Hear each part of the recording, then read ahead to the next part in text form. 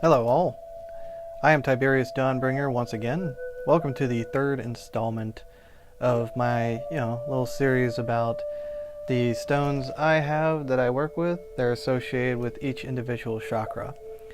It's the third installment, so we are working on the third lowest chakra, and that is the Solar Plexus Chakra. Now, the Solar Plexus Chakra, say that 3 times fast, is always associated with confidence, courage, willpower. That's a big one. Abundance, prosperity, integrity, and motivation. Most stones that I've worked with within the solar plexus family almost always have several of those things I listed off as properties for each particular stone. But like in the last video, sorry, I don't mean to shake the camera. Like in the last or previous video, where I only had 4 stones, apparently that's the way I have it this time around too. I only have 4 stones that are associated with the solar plexus chakra. But still, I feel like there's a good bit of information here. You're going to get a lot out of it. And so let's just go ahead and get started with the first stone. That is yellow aventurine. I have 2 of them. So start with the first one. Yep. Yellow aventurine. It's usually like this clear but bright coloration. Sometimes it can look a little glossy, but I think it's pretty. So yeah, what properties are associated with yellow aventurine?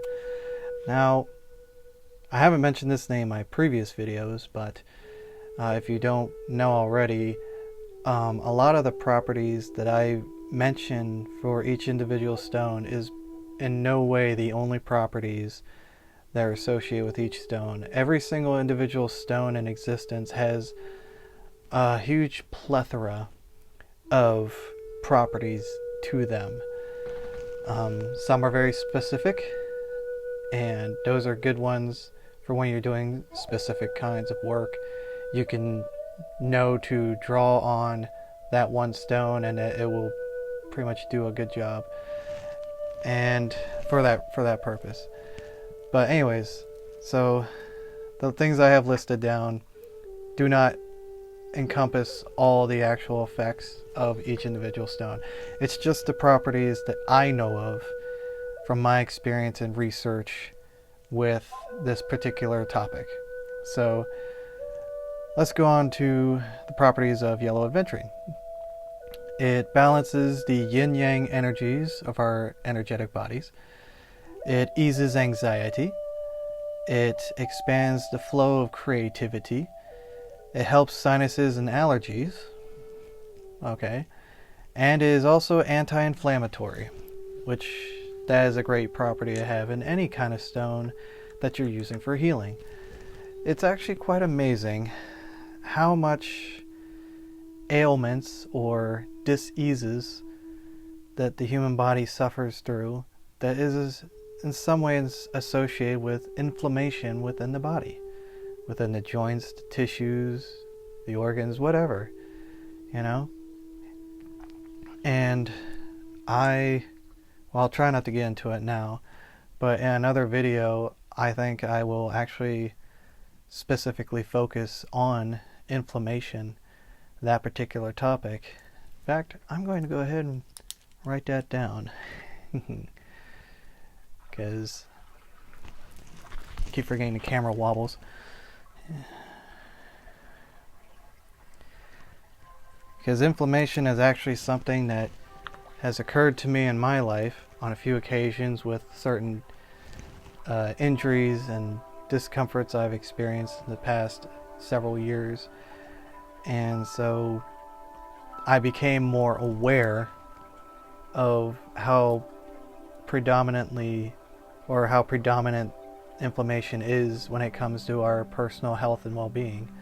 So I think it's a very good topic to focus on in the near future. And I think most people that watch this video, that particular video, will be quite surprised by how many things they come across that is associated with inflammation. So anyways, that's all for the yellow aventurine. I'll move on to the next stone on the list, the Calligraphy Stone. And I hope the camera will show really well. I'm trying to show off, there's like all kinds of swirls and lines and designs all throughout the stone. This one, sorry, get into focus. Oh well, sorry. This stone, it has the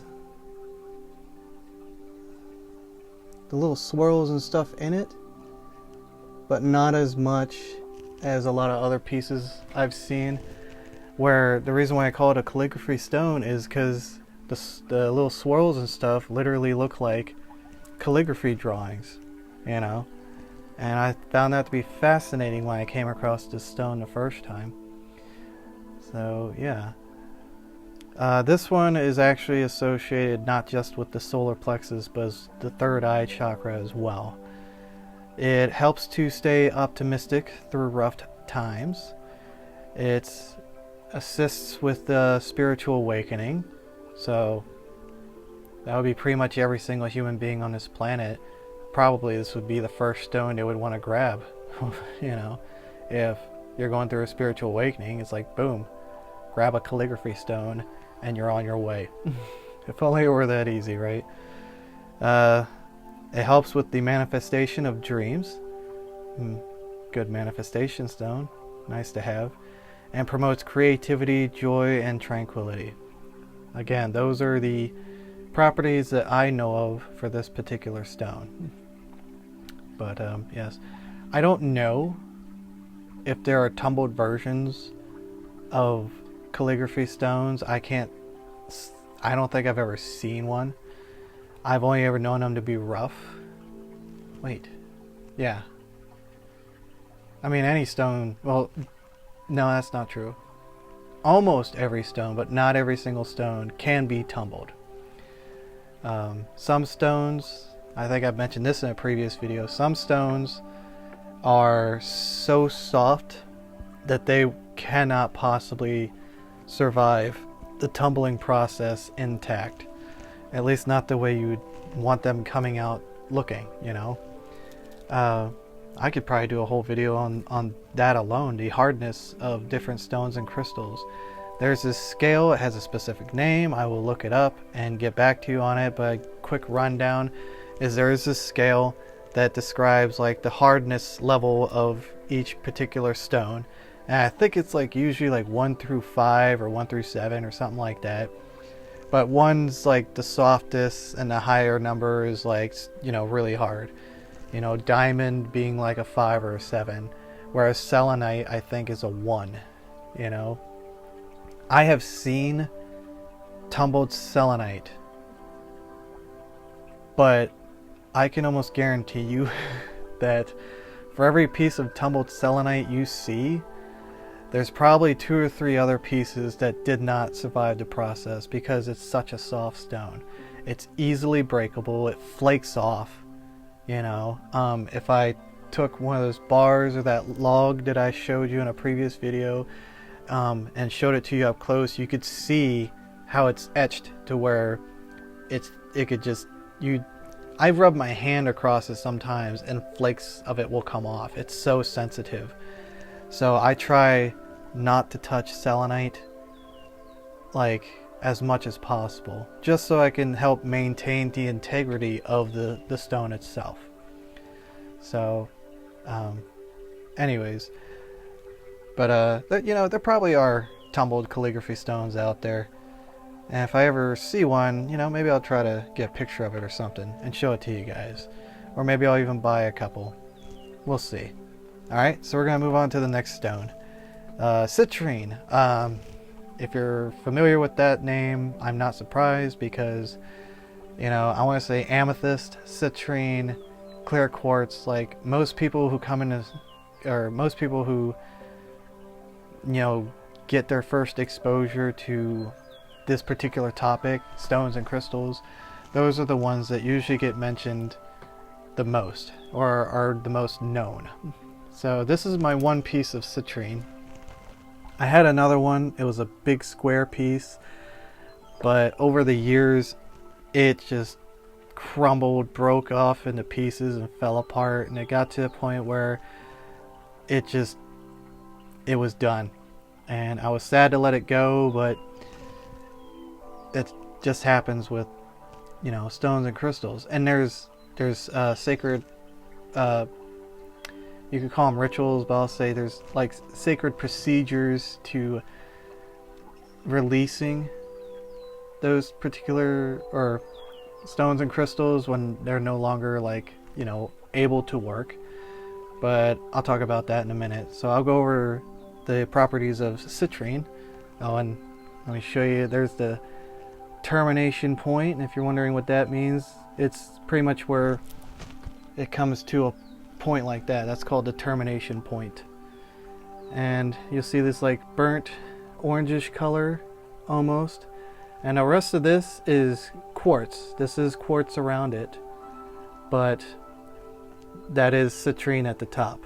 Okay, now citrine is its properties are abundance and prosperity, wealth, professional success. This is a stone that a lot of people will carry around with them, you know, when they want to be successful at their jobs, when they want to produce, you know, wealth from their business and get bigger and such. Promotes optimism and positivity, transmutes negative energy, and heals fatigue and helps with metabolism. So a good stone for personal health as well as abundance and prosperity. So there you go. Not a bad stone. Not a bad stone. Now that I think about it, I kind of wish I had a little bit more. I should probably look into this next time I go shopping for other stones and crystals. What was I saying earlier? Oh, so I was talking, when I first brought this stone out, I was talking about how you can properly dispose, I don't like that word, properly release stones and crystals that have, you know, broken apart or just crumbled or whatever has happened to them, to where they're no longer in a form to serve you in that way. Well, all stones and crystals, they come from the earth itself. They come from inside the earth. Sometimes they'll be like on the surface of the earth, but most of the time a lot of these are mined, you know, out of caves and such. So they come from inside of the earth to the surface.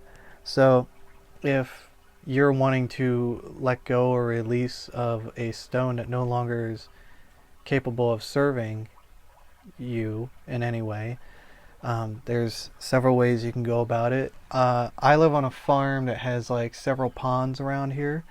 So one way of doing that is simply by going to the pond or any kind of body of water and just, you know, saying like a little prayer to the stones, like, thank you for what you've done, I release you, I return you to the earth, and just chuck them right out into the water. You know, even though it's water, they're still stones, they're still crystals, they still have weight, they are going to float to the bottom, and the bottom of the ocean is always earth, just really wet earth, but it's still earth. And they will know what to do. They will find their way back into the earth cycle, or whatever you want to call it, but they will return to the earth. Another way is you could bury them. You know, just dig a hole out in the yard somewhere and place the broken fragments in the hole, cover it back up, say your little prayer, I release you, thank you for helping me as much as you have, and I release you and return you to the earth. Really simple stuff. It's not that difficult, you know. And it's very rare, but I have seen people like take a broken crystal and throw it in the trash, and that pisses me off so much. Because that's just utter disrespect for the Earth Mother Gaia. And, you know, each crystal is its own intelligent entity. Alright? I don't care if that sounds esoteric or metaphysical, it's the truth. This clear quartz around my neck, it has its own soul. You know, it has its own personality, its quirks, charm, all that kind of stuff. It is its own entity, it is its own identity. Every single stone and crystal you come across is that way. You know, and it's just because it's not a person with arms and legs moving around talking to you doesn't mean that it's not a living entity with its own intelligence and its own heart. So if you get into this kind of lifestyle, if you want to call it that, you know, just show the simple and proper respect for these living creatures like you would show for any animal, even if it's like not a pet, even if it's wild, whatever. You show that kind of respect for any life form. You know, show it to these things. If it comes time for them to pass on, you know, help them move on the proper way. And that's all I got to say about that. I'll stop, you know, getting all preachy about it, and I'll move on to the very last stone on this list. And one of my favorites as well is the golden tiger's eye. I have 4 pieces. I have 3 that are rough and 1 that is tumbled. I'll show you the 2 smaller rough specimens real quick. Here, I'll show one at a time. So this is probably the smallest rough fragment I have. It's a lot of goldish yellow color in it. Sometimes the light reflects off of it. You can see that it shines at certain points. And sometimes you can almost see like the bands of lines going through it. That's one. This one I think might have a better angle. There, yeah. You can see that there's different bands of coloration that go through it. Alright. This tumbled piece is my smallest. Well, it's the only tumbled piece I have. But this, you can really see the different lines in it and the different colorations. When you see most jewelry that has tiger's eye in it, you'll always pretty much see the tumbled version of it because it looks so pretty and immaculate in this form. But that's what it looks like in its tumbled format. It's got all those dark brown and golden bands going across it. It's a pretty stone. And then I've mentioned this one in one of my, well, the video I did about the introduction to all my tools. I mentioned this stone, but you didn't actually get to see it up close. This is my biggest rough piece of tiger's eye, and it is my Sears Stone that I got after I received my Sears rights from my previous mentor. And you can see lots of bandings through it. There's a little bit of brown, a lot of black, especially in the bottom portion, but it's mostly a goldish color going throughout it. Same thing on the back here. You see the black line going through the top, but there's a lot of gold all throughout this. I love the designs in Tiger Eye. It's a beautiful stone. It's a good stone. So the properties for Tiger's Eye: motivation, inspiration, courage, integrity, abundance, prosperity, good fortune, and luck, boosts willpower, and promotes protection. I think that's actually the second stone in this list that has mentioned protection. I thought it was. Doesn't matter. But that's interesting. Usually protection revolves around black stones or stones that are associated with the root chakra. So, I mean, Not that to say that this information is false. I mean, like I said, every stone has their own plethora of properties to them. Just because this one promotes protection doesn't mean it has to fall into the category of black root chakra stones. You know, so... But I think I mentioned in the beginning of this video that solar plexus crystals and stones, they pretty much always have the property of confidence, courage, integrity, willpower, motivation, abundance, and prosperity. Like, you'll almost always find like 3 or more of those words associated with each individual stone that has to deal with the solar plexus chakra. So, yeah, anyways, those are the stones that I have that deal with that particular chakra, and I don't know, I hope you have received some kind of useful information from this particular video, and I will see you in the next one, where I will be going over the 4th and, well, possibly one of the most important chakras during this time in our spiritual process, spiritual evolution, the heart chakra. And that one is green, if you don't already know that. But the stones that are associated with the heart chakra will usually be of a green color or a pink color. And I'll go more into that during our next video. So I appreciate you for exchanging your time and energy with me today.